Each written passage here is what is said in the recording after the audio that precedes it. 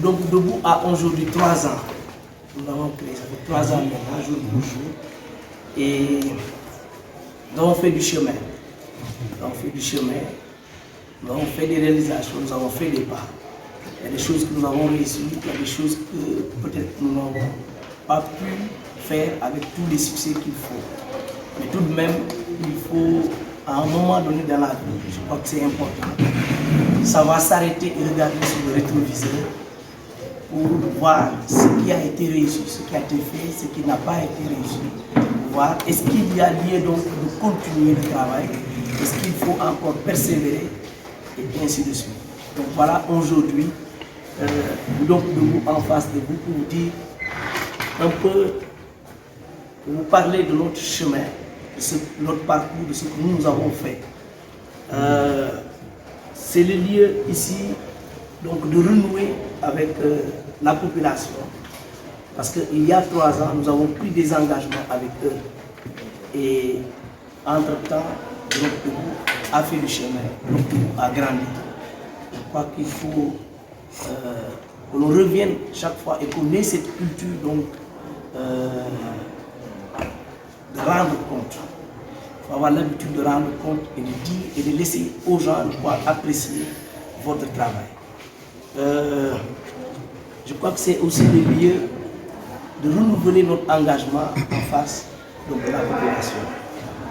Aujourd'hui, tout à l'heure, Achille va revenir sur le parcours de Debout, donc dans la commune de Boulon et dans toutes les autres communes. Mais nous, aujourd'hui, retenez que nous organisons notre rentrée politique du mouvement et du président de ce mouvement-là. Parce que tout simplement, à un moment donné, nous avons observé une petite pause qui n'est pas due à notre volonté, mais qui était due au coronavirus qui était là. Et que donc on était obligé de suspendre nos activités. Et depuis un moment, on nous a entendus timidement sur le terrain. Mais les choses étant ce qu'elles sont aujourd'hui, il va falloir donc revenir sur le terrain puisque le président du monde a fixé la date des élections, on a ouvert la campagne. Maintenant, Bloc Debout voudrait dire à la population que nous étions là, nous sommes là et nous serons toujours là. Nous n'avons pas et nous n'allons pas bouger de l'iota de ce que nous avons entamé avec tout le monde. Il est clair que Bloc Debout va continuer ce qu'il a déjà démarré. Nous n'avons pas aujourd'hui, normalement, en principe, un bilan à présenter puisque nous sommes à la tête d'aucune autre commune. Mais aujourd'hui, je crois, c'est fort heureux de me rappeler que Bloc Debout a pu faire des choses que d'autres n'ont pas pu réaliser. Alors que nous ne devons pas avoir un bilan à présenter. Donc je ne vais pas m'attarder, on va rapidement donner la parole à mon secrétaire pour qu'il vous parle de nos objectifs, de nos ambitions et surtout des réalisations donc, du Boulon Privé dans le département.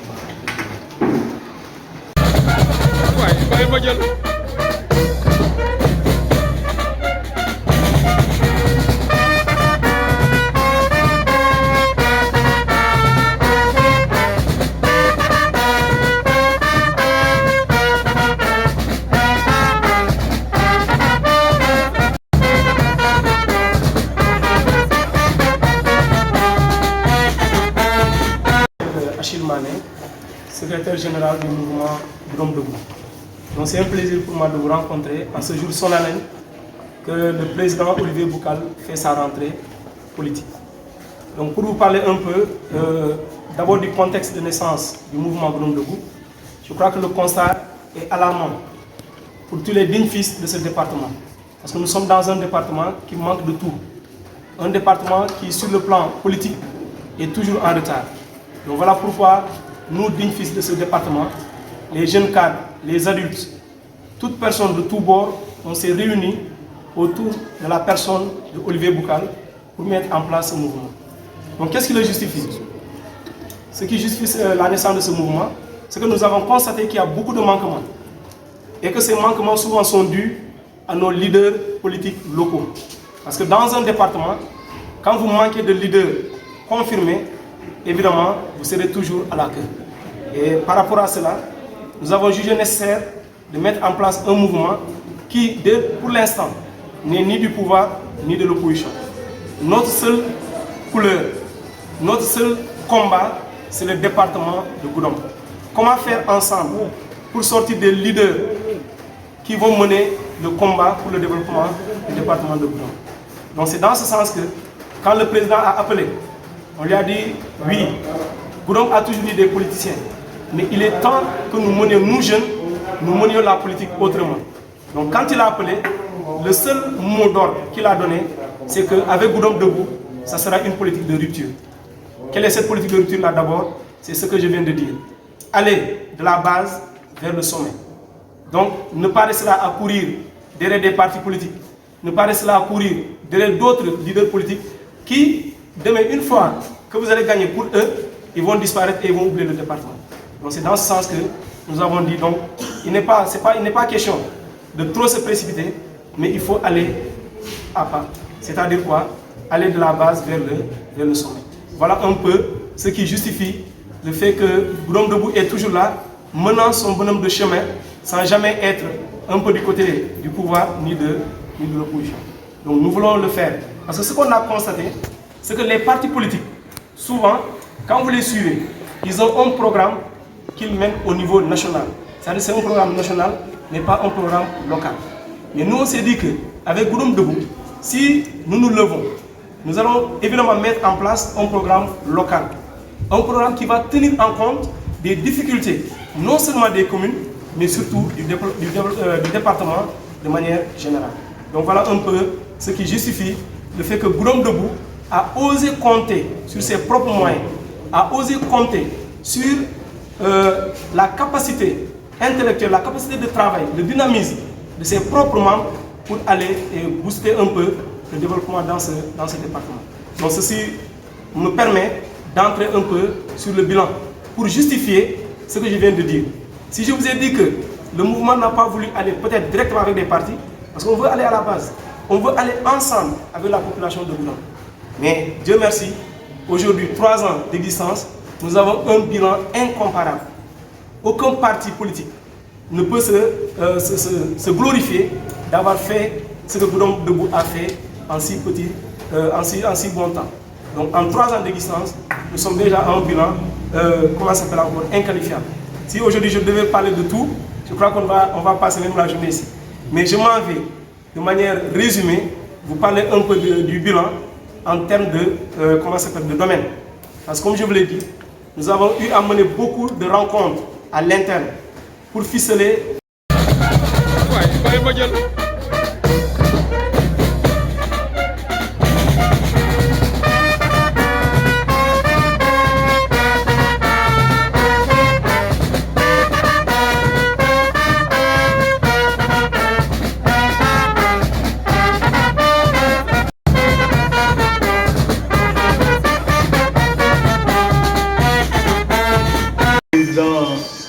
De la commission scientifique du mouvement Goudomp. Donc je m'en vais vous présenter sommairement les grandes lignes de notre cahier de doléances qui est destiné donc au président donc, de la République pour vraiment présenter un tout petit peu la situation socio-économique pitoyable dans laquelle le département de Goudomp se trouve. Donc en effet, Ce document donc, est présenté donc, par le mouvement Goudomp Debout et qui fait une brève analyse donc, de l'évolution institutionnelle donc, de Goudomp depuis 2008. En 2008, Goudomp était érigé donc, en département. Et cette réforme avait suscité beaucoup d'espoir auprès des populations. Cette volonté politique volontariste de réorganiser donc l'espace national avait pour but, selon donc les autorités, de corriger, d'accompagner les effets spatiaux des acteurs économiques et à terme de permettre une meilleure cohésion du territoire national. De plus, avec la départementalisation de 2011, donc Goudomp était érigé en une collectivité territoriale. Et cela devrait permettre donc à Goudomp, aux populations de Goudomp, donc, de prendre en main leur avenir dans une perspective d'améliorer fortement donc leurs conditions de vie et d'existence. Mais si on fait la situation, on note que ces réformes n'ont pas été suivies par un réel accompagnement de l'État du Sénégal. Donc, toutes les collectivités donc, du département, donc les 16, peinent à trouver des ressources nécessaires pour financer leurs investissements. Et les populations vivent dans des conditions de précarité, malgré d'importantes potentialités pour le bord du département. Goudomp semble donc être le grand oublié de l'État du Sénégal. Et c'est pour cette raison que le mouvement Goudomp Debout, dont l'ambition est de donner le sourire à ce peuple de Goudomp, que nous adressons donc ce mémorandum au chef de l'État pour l'informer de cette situation et surtout des vœux des populations. Parce que le président l'a dit et le secrétaire aussi l'a dit, nous ne sommes pas un mouvement de bureau ou bien de salon. Nous avons depuis la création du mouvement sillonné donc le département, rencontré les populations. On a fait un diagnostic participatif de la situation et nous avons recueilli l'ensemble des suggestions et des aspirations des populations. Donc ce que nous vous présentons, c'est les vœux forts exprimés par les populations. Donc nous allons les situer à deux niveaux d'abord. Les services départementaux. Goudomp est devenu département, comme je l'ai dit tantôt, depuis 2008. Mais nous manquons presque de tous les services départementaux clés qui permettent à cette institution d'amener de remplir correctement ses fonctions administratives. Donc on manque de tout. Donc on n'a pas une perception donc des services donc du trésor. Il n'y en a pas à Goudomp. C'est une aberration. Nous sommes l'un des départements ici qui compte 16 collectivités. Ailleurs, on a eu des départements qui n'ont que 6 collectivités et qui disposent donc de tous ces services. Et pourquoi pas Goudomp? Et même au niveau régional, nous sommes le département le plus riche qui apporte le plus de recettes au département. Donc nous réclamons une perception et ça dans l'urgence. Nous réclamons et on va dire pas avec ça. Donc beaucoup de départements, comme je disais, donc, ne dépassent même pas le cap de 6 communes comme Oussouye. Bon, pour ne pas Oussouye qui est situé à 30 km de Ziguinchor. Ce n'est pas pour jeter les pierres à nos parents d'Oussouye. Gossas, qui ne fait que 6 communes et à 50 km de Fatick, qui dispose de ces services. Alors que nous, à Goudomp, nous avons une barrière naturelle qui est le fleuve. Donc pour nous rendre à Sédhiou, c'est tout un problème. Et plus que tous ces départements, c'est nous qui avons besoin de ce service. Et comme je l'ai dit tantôt, nous n'avons qu'à rendre. Donc, autre élément, ce sont les brigades. Vous avez vu, ici à Goudomp. Pour une capitale départementale, on n'a même pas une brigade de gendarmerie. Ce sont les gendarmes donc, de Sami qui montent ici, au niveau qui la douane, pareil. On n'a pas de brigade. Ce sont les les douaniers de Tana qui viennent monter ici. Alors qu'on a remarqué que depuis que l'axe Simbanding-Gorée a connu donc, avec la construction de la route, il y a les dynamiques populaires entre le département de Gombe et la région du Sahel. Il y a une activité et beaucoup de le transit entre Gorée et Gombe et de loin. Depuis, les douaniers montent ici à Pont-de-Passe. Mais ils viennent de Tana. Pourquoi cela? Nous disons non, que c'est inadmissible. Il nous faut donc une brigade de douaniers donc à Gombe. C'est aussi le cas des sapeurs-pompiers. On nous a dit que c'est en cours et qu'il restait seulement l'affectation des sapeurs. Donc nous disons que c'est un besoin pressant parce qu'on ne peut pas dépendre de Sédhiou avec le fleuve, il n'y a pas de pont, il y a la visibilité donc, du territoire départemental n'est pas réelle et qu'on ne puisse pas donc bénéficier donc, de ce service aussi important. Autre chose sur les infrastructures, nous réclamons donc le bitumage de la route de Saint-Denis-Sarayou. Tout le monde, ici vous connaissez donc les conditions dans lesquelles les populations vivent, surtout en période d'hivernage. Ils sont pratiquement coupés donc du reste donc, du territoire. Donc on dit que ce n'est pas normal. Aussi, nous réclamons donc l'électrification de communes de Pakaï-Fouladou, donc du côté du département de Gombe. Seulement, ce qui nous concerne. Les autres, ce n'est pas notre problème. Même si c'est nos frères de Sédhiou, d'accord. Donc aussi, dans le domaine agricole, nous réclamons donc des domaines communautaires, des domaines agricoles communautaires. Il y en a partout. Les dates. Or, ici, le don peut être donc la sève nourricière du Sénégal. Je reviendrai tout à l'heure sur les potentiels. En termes de pluviométrie, en termes de la disponibilité donc, des terres arables. Donc, et dans le passé, le Gdom a joué ses fonctions. La banane de Gdom a été exportée jusqu'en Allemagne, partout en Europe. Pourquoi tout ça s'est arrêté de nous? Nous voulons que ces secteurs soient redynamisés. Nous réclamons aussi des unités donc, de transformation de produits agroforestiers. Nous avons l'habitude de dire que nous vivons un paradoxe à Gdom. Un paradoxe extraordinaire. Nous sommes un département qui est riche. Nous sommes un département qui est riche, nous sommes un peuple qui est assis sur une mine d'or et qui fait partie des plus pauvres donc, du Sénégal. Nous disons que c'est un paradoxe, nous n'acceptons pas que cela persiste. Nous réclamons donc des unités de transformation, des chambres de conservation, afin de valoriser donc cette production agroforestière qui périssent chaque année ici dans le département et qui n'apporte pas donc de plus-value réelle aux populations du département. Aussi des digues en dissel.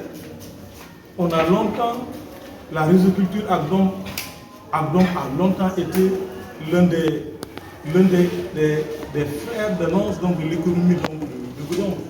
Mais aujourd'hui, avec l'avance de la langue salée, pratiquement les rizières sont plus donc exploitables. Donc nous réclamons donc des digues en dissel pour relancer donc la riziculture. Dans le cadre aussi du tourisme culturel, nous avons beaucoup de grands lieux religieux aussi à Gdom. Gdom, Karantaba et autres. Il y a des grands gamous, mais il n'y a pas de maison d'hôtes pour permettre donc d'accueillir le maximum de touristes et permettre aussi de faire bénéficier à ces collectivités des opportunités liées donc au tourisme religieux. Donc nous réclamons donc une redynamisation du tourisme religieux à l'échelle du département. Mais il y a un gros problème qui doit vous tenir, qui tient tout le monde à cœur. C'est le pont. Le pont. Le pont. Le pont qui doit relier donc le département de Goudomp à la région, au département donc de Sédhiou, et permettre donc une meilleure articulation donc de l'espace départemental, c'est-à-dire régional autant pour moi. Donc je crois que c'est une urgence. Depuis des années on en parle, mais jusqu'à présent il n'y a pas de réalisation. Et encore il y a une injustice qui est en train de se réaliser. Parce que l'emplacement donc pose problème. Donc il faudrait régler ce problème afin de permettre donc à ce département de mieux exploiter donc ses potentiels. Nous réclamons aussi la construction de routes internes. Nous sommes l'un des rares départements qui compte 6 collectivités locales et qui n'a aucun kilomètre intérieur. Donc est là la capitale. À part la nationale, on n'a rien. Promoville existe dans toutes les communes. Donc, on n'a pas. Il n'est pas encore arrivé à Goudomp. Pourquoi? Donc nous réclamons, nous disons au président de la République de ne pas oublier Goudomp. Nous réclamons aussi la construction des routes transfrontalières. Simbandi-Ngoré, vous voyez le dynamisme de l'axe. Cette route, Djibala-Bafata, ces routes doivent être construites pour au moins asseoir une réelle politique d'intégration et permettre à Goudomp de recevoir donc des visiteurs de la Guinée, même ce qui l'axe de Ziguinchor, Ngoré-Ziguinchor qui est très loin, c'est la route construite. Les gens préféreront passer par Goudomp, traverser donc le fleuve, Sédhiou, et rapidement ils sont au carrefour d'Armée. Et ils gagnent en temps, en distance, et ça permettrait donc à ce département de mieux se développer. Donc, mes chers frères et sœurs, nous donc debout, menés par donc le président Olivier Bokar, l'homme de la situation, nous réclamons donc ces services et donc la construction donc de ces infrastructures.